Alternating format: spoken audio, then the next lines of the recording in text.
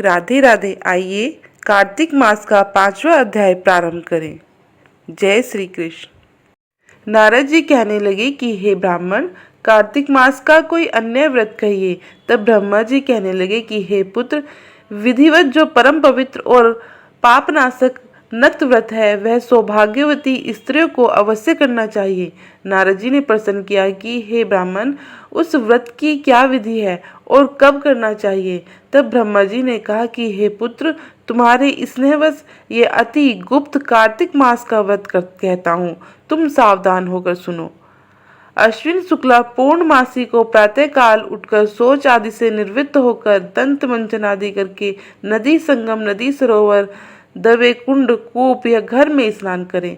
व्रत के एक दिन पहले से सिर न धोवे तथा व्रत वाले दिन विधि पूर्वक स्नान करके पवित्र मन से विधाता का स्मरण करें तथा व्रत का संकल्प करें और यह कहें कि हे जगत के कर्ता, आप मेरे पति की रक्षा कीजिए, मेरी संतान की वृद्धि करिए। मंत्र पढ़कर सूर्य को प्रणाम करें और सुंदर वस्त्र तथा आभूषण आदि को धारण करें।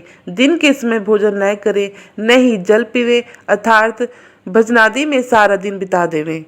ब्रह्मा जी कहने लगे कि हे पुत्र, सायकाल को हमारा ब्रह्मा जी का पूजन चांदी के पात्र में दूध डालकर करें।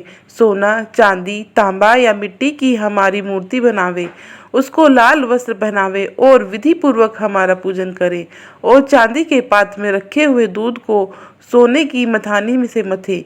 साथ ही यह प्रार्थना करें कि हे ब्रह्मा जी, मुझे भोग आदि के लिए गो प्रदान करके मेरी संतति को बढ़ाओ तथा मेरे पति को धन धान्य युक्त और चिरंजीवी कर दो। बहुत से दास तथा दासी गण प्रदान करो। इसके पश्चात ब्राह्मण को भोजन करावे और कुल के वृद्धों तथा वृद्धाओं को स्वादिष्ट पकवान से तृप्त करे और स्वयं भी तारों को देखकर भोजन करे। यह अश्विन शुक्ला पूर्णमासी को ब्रह्मा जी की नक्त व्रत होता है।